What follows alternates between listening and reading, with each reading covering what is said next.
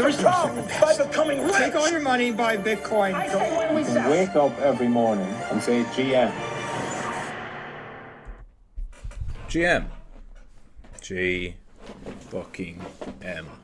Today is Friday. It's the 20th of September. We're on our way towards the end of the week, the end of the trading week. And I want to start by looking at ETFs themselves.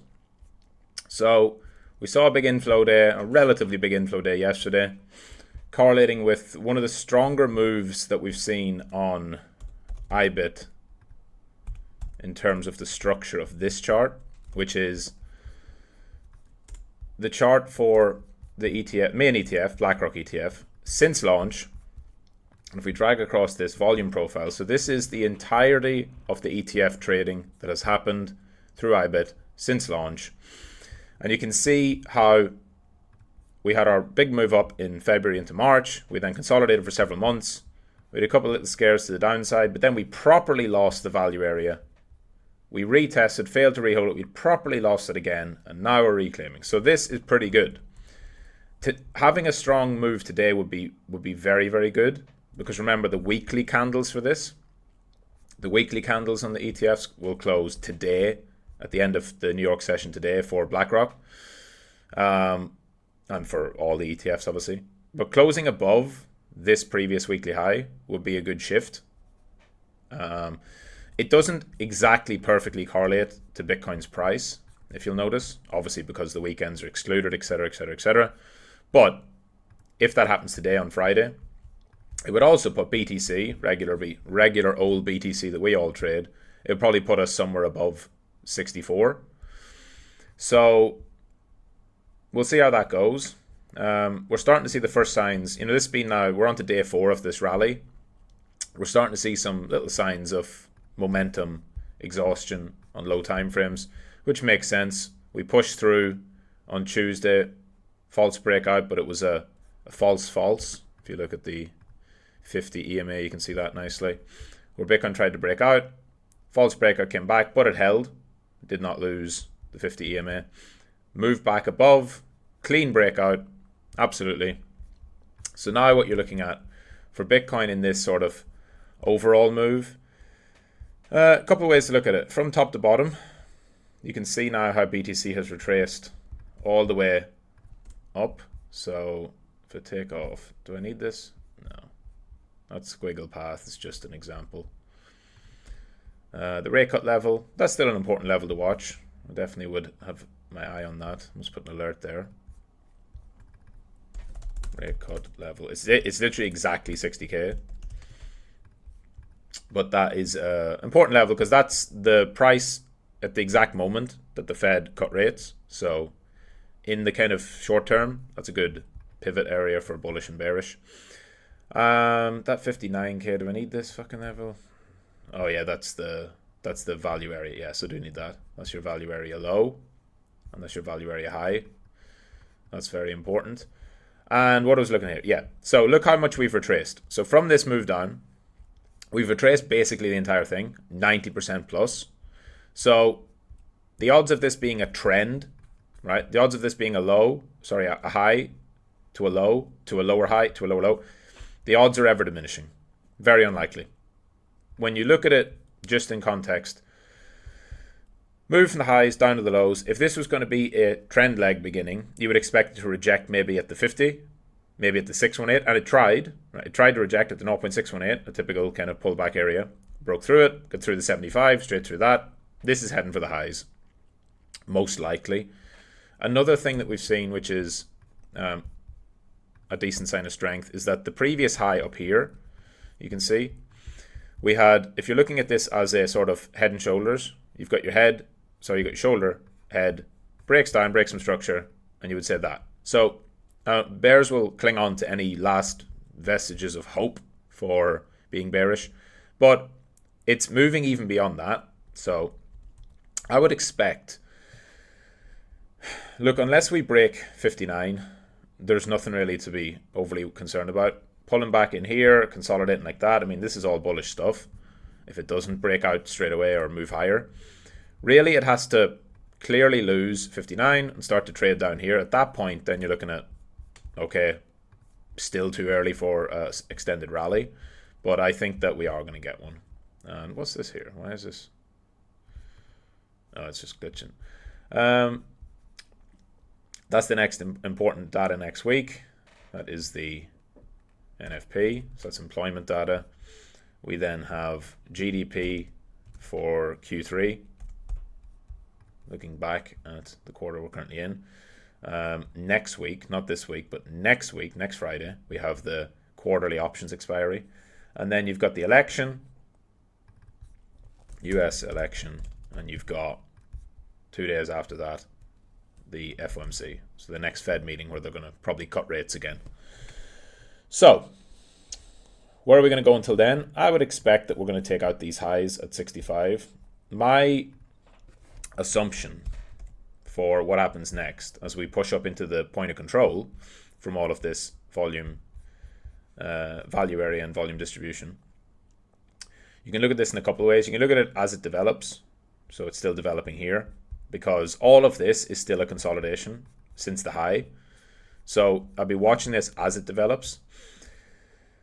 You can also look at it from top to bottom, which is one good way of doing it. When you know where whenever you know where the bottom is, right? So we can assume this is the bottom for now because we made a higher low. So again, for now, that's the bottom, that's the top. So that was the Bitcoin pullback. To make its way back through that, if you're looking at a pullback, let's just say you're looking at a move up, and you're looking at a pullback, pullback, pullback.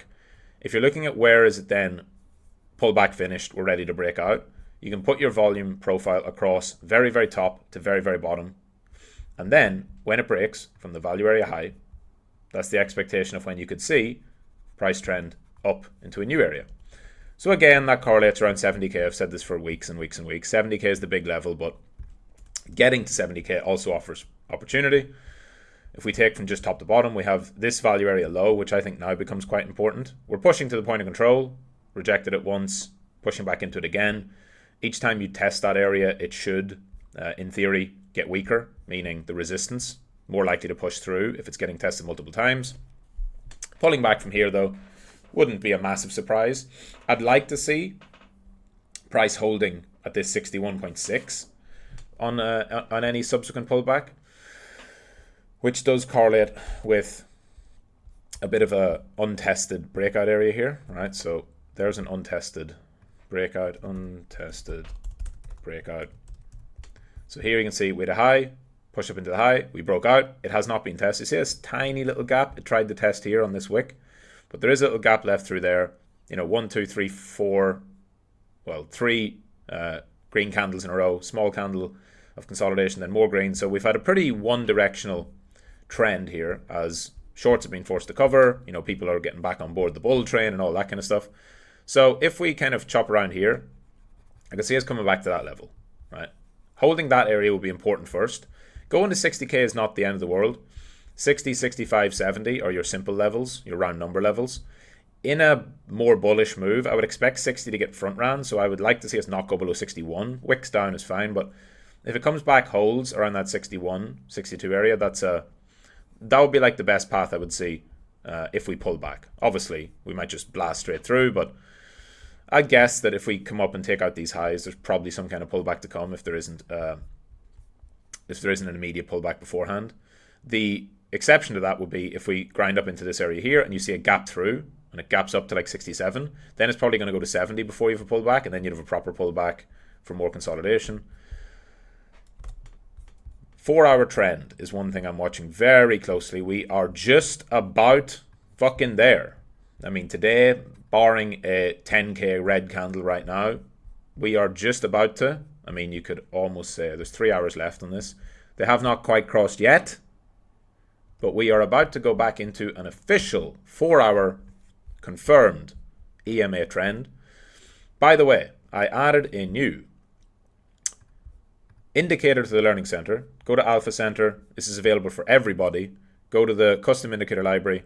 50, 100, 200 EMA combined. So if you have, and Top G MM1193, he made this and DM'd it to me, so very thankful for that. What this is these 50, 100, 200, I use them all just separate, but if you have I think it's the Essentials plan on TradingView, there's a maximum of 5 indicators you can use. So you don't want to use 3 of them up to have these EMAs. He's created one where you can put them all together into one. And I really should fucking use it. I should add it. But he just sent it to me last night, so I will add it. Everyone of you who needs it or wants it should absolutely add it and have them all there as one indicator, so it only takes up one space of your precious indicator library. GM to that. And so what I'd be looking at would be when you have these EMA crossovers, you're looking for a retest of them if we're going to be having a continued new sustained uptrend. If you look at times where the market flips, right? So we had a bearish trend quite clearly. Then the bands compress where you don't have really bearish or bullish. You've got 50 and 100 and 200 all messing and crossing over each other. Then you get into a bullish trend, which is here. 50, 100, 200 in line. The 200 is blue. 50, 100, 200. You have this bullish trend. It then loses it briefly, goes below, and then reclaims again. So it's not to say you can't have pullbacks within these areas, but with the bands in line like that, that's when you're looking at the trend to start to develop. Much cleaner one in January where we had bearish trend briefly. As soon as you flip back to bullish trend, 50, 100, 200, boom, compress, consolidate, and away we go. I think we'll see something similar to that to take us at least to 70. Does it go beyond that? I'm not sure. We had it over here. And by the way, this is like, you don't just immediately get brand new fucking 6 month trend like we had before. Here we had 50, 100, 200 all in line, bullish, retest, held, but we lost it. And when we lost it, obviously down we go. The point is not that every single time the EMAs go in line that it's always a big trend. The point is anytime there's a big trend, those EMAs... Sorry about that. Anytime there's a big trend, those EMAs will be in line. Now, what's happening here? Japanese yen against US dollar is weakening, which is good. Good news. Weak yen is good for this fucking Japanese central bank. So how do I say this without going too much down these gay fucking macro rabbit holes that everyone's talking about? I'll explain it through the USD JPY, and we'll just keep it really simple.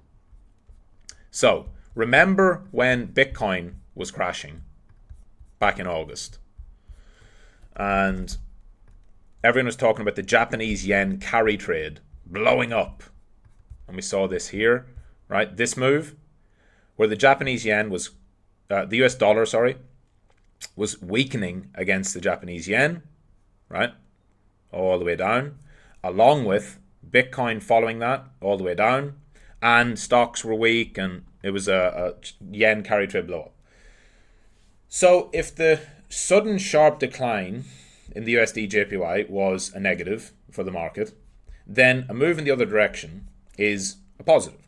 It doesn't mean that Bitcoin's going to fucking moon or anything like that, but it seems like that carry trade unwind is at least slowing, if not completely done yet. This is definitely a chart that is broken structure for now, and you would expect to see continued weakness. Why does this all matter? Well, it's all about the difference of interest rates between the Fed, the central bank of the US, and the Japanese BOJ, the Bank of Japan. And Japan had, let me go and get this on Twitter. I saw something earlier. One sec. Here we go. So this morning, the Bank of Japan had their own meeting. It's like their equivalent of the FOMC. Obviously, Japan is in Asia, which is, the first market to be open after the daily open. So I'm in Europe. By the time I wake up, all the stuff in Asia has already happened. And overnight, the Bank of Japan kept their overnight rate at 0.25%. Policy rate held, no change. BOJ is boring again. Nature's healing. Macro is dead. Why does this matter? Well, what catalyzed that move? This is important to look at. What catalyzed that Japanese yen carry trade unwind? It was the last Bank of Japan policy rate back at the 31st of July. That was when you notice here, C point 0.1 up to 0.25. That was the first time in, I don't know how many fucking years. Decades? It's literally decades, right? It's fucking, I don't know how far, more than this thing even goes back. Yeah, I mean, it doesn't even go back far enough. But the Bank of Japan had interest rates just at practically zero for years.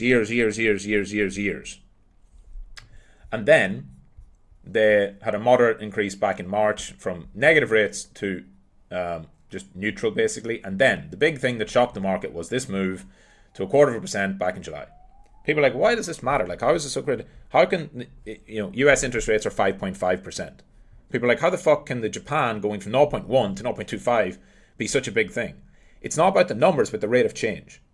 Going from 0.1 to 0.25 is more than double, right? So it's over 100% increase. You have to look at the actual relative increase. If the Fed raises rates from not 5.25 to 5.5, that is like a, 5% increase, relative terms, right? Going from 0.1 to 0.25 is 150%. That's huge, relatively. If you go from 0.25 to 0.5, that's 100%. If you go from 0.5 to 0.75, that's only 50%, right? And it gets incrementally less and less in terms of its percentage increase. So, back in July, they did this. They raised it, and the whole market shit itself. And so they said, "Oops, maybe we shouldn't have raised it. We're going to kind of cool off a bit." And then yesterday was the confirmation of that. They had their meeting. They did not raise rates again. Market's taken that to be good. Back down into support. Seems to be moving and rallying for a bit. If you're looking at this just from market structure, it's probably this long run trend from 2011 until 2024. So like 13 years. I mean, it's probably reversing. It moved back up to the highs of 1990. And this is a pretty solid break on the weekly charts. And I wouldn't expect this to go to new highs. It's probably going to bounce into some kind of lower high and then eventually go lower later on. But this is going to take, months or years. So, the takeaway, this is good. This is like the last thing this week that could have been hawkish or bearish after the Fed cutting rates would be for Japan to raise rates again. They did not raise rates again. So that's another check in the box for the bulls. That's another kick in the dick for the bears. The perma bears are in disbelief once again. And I think that we are, looking okay. Back to this 4-hour trend. So BTC in this 4-hour trend, you want to see the 4-hour trend flip, which it's going to do today. If we just stay around here for the next 5 or 6 candles, this will go positive again, meaning the red 100 EMA will go above the blue 200. They are all inflecting upwards. That's what you need to have an upwards trend, obviously. And at that point, you're looking at where does the next consolidation come in and trying to buy the retest of those bands in a very simple sense. So, BTC looks good. We'll leave it at that.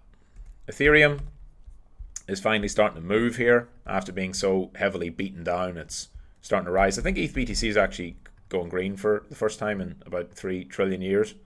And yeah, I mean, it's kind of hilarious how bad it is. But, if you're going to bottom out, it has to start somewhere. So, good for them. Solana, starting to make a move here, trying to reclaim its own daily trend. I would say Solana, if this 120 is going to hold as the ultimate support, then I think what you want to see for Sol is the 50-day EMA getting back above the 100. That would be your early, reclaim of uptrend again. Along with this, I think a weekly close above here, and then holding above those bands, right? And the bands going back into positive slope, and then breaking out that 170, which is a value area high. I think that's where Solana sets itself up for a move to 210, and then after that you've got all-time highs as the next target above. That's going to take, I think, weeks, not like days. It's still got a lot of work to do. What's been happening over here? Gold continues to just chat along. Stocks continue to consolidate near the highs. It's kind of funny because I saw so much of like, I think it was on SPY. People were like, this is it. This is all over. There's this fucking, bearish candle. And literally 1 day later, it was immediately invalidated, which is kind of funny. It was this candle here. And it was like that. People were like, that's it. It's over. We're done. It's bearish shooting star fucking whatever candle. That's it. Like, pack it up, go home. And then within a day, they're blown out already. And here we go. Stock market at all-time highs again. So, I mean, typically you don't see strong trends into the election. I would still expect some kind of pullback and chop going into the election. Maybe we extend a bit further and then drop back and just have to chop around until the election's done. I don't know. And, it's not crazy to say this could be somewhere near a top, but it doesn't seem like much yet unless you see some significant breaks. If you start to break below this kind of 539, that's where it really looks like a deeper pullback can come. Otherwise, just stocks will continue to probably grind higher. The VIX was an interesting one. This spiked up with that Japanese yen carry trade blow up. Volatility's kind of been crushed again since then. What else? So let's look at some of these other charts.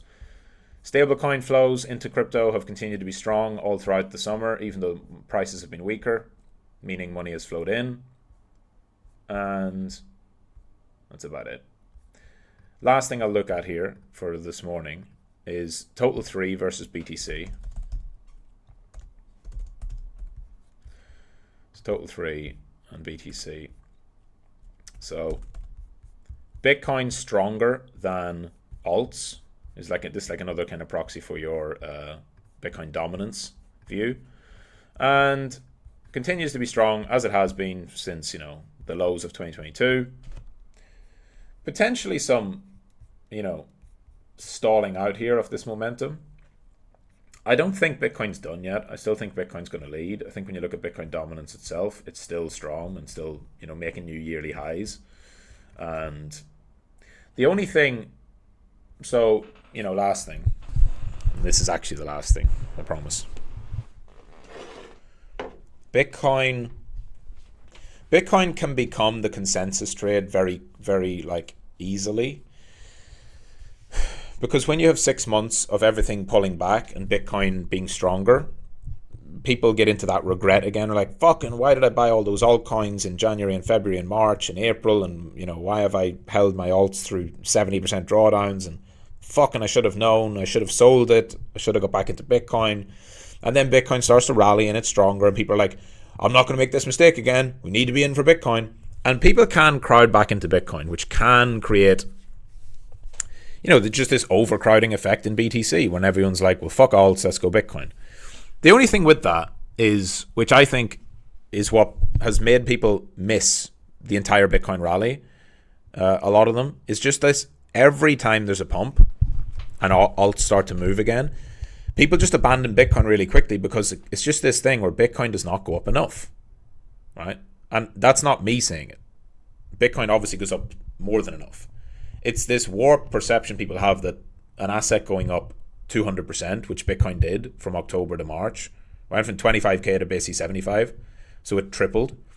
That's not enough for people because they're like, I know, I want a 10x, I want a 50x, I want a 100x. Well, yeah, cool. If you want that, you're also going to bag hold that shit down 95% if you're not careful. So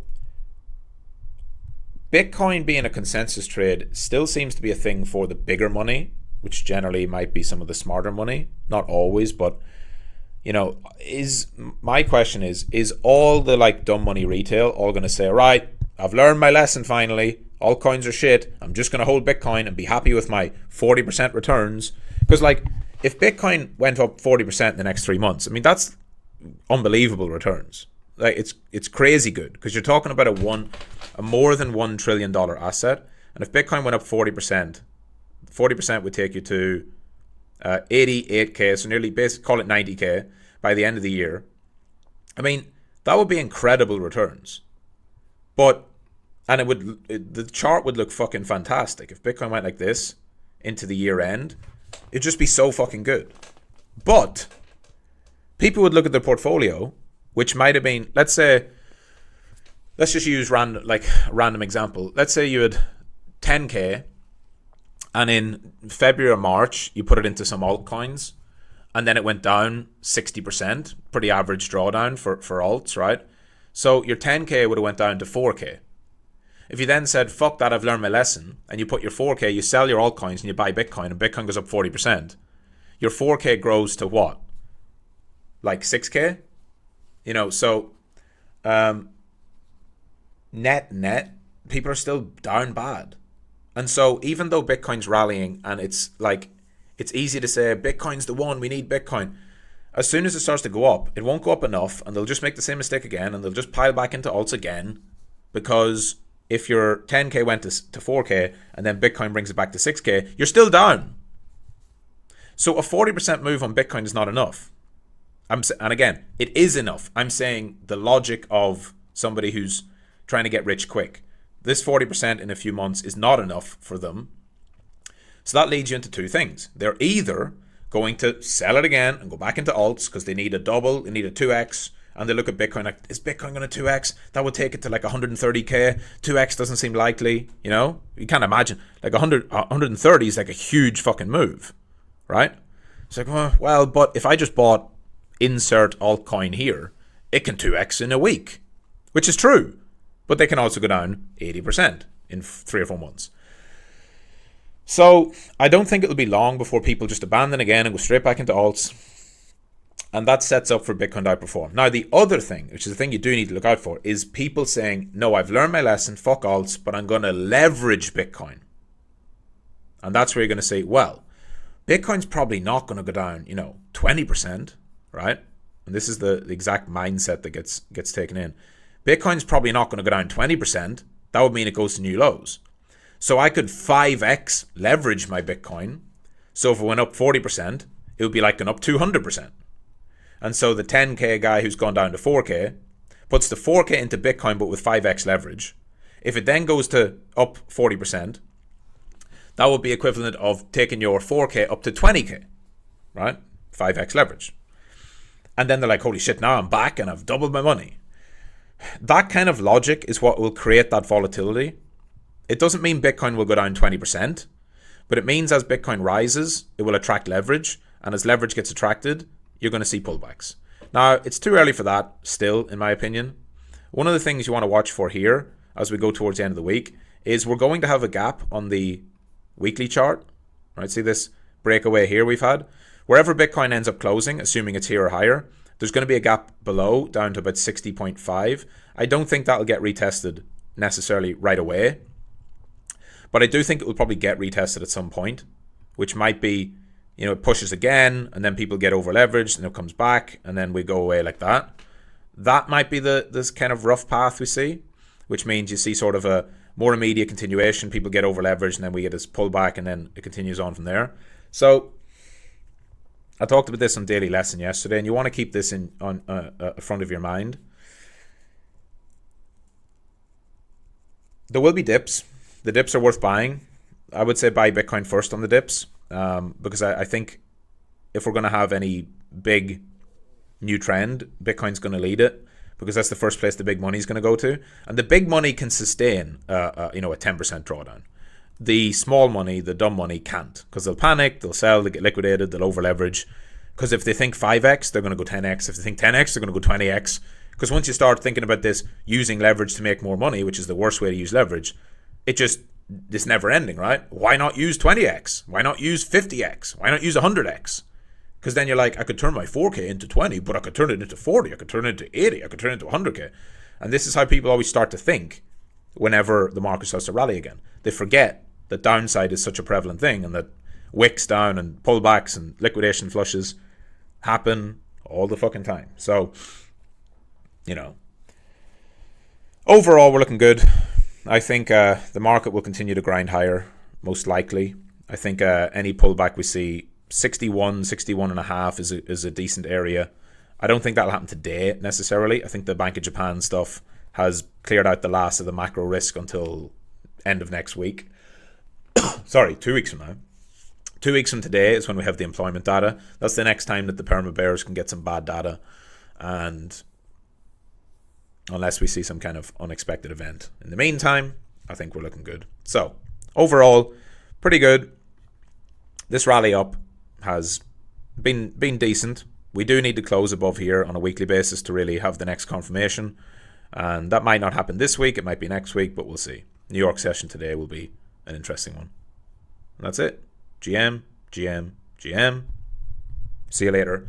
4 p.m. UTC. Casual Fridays. GM.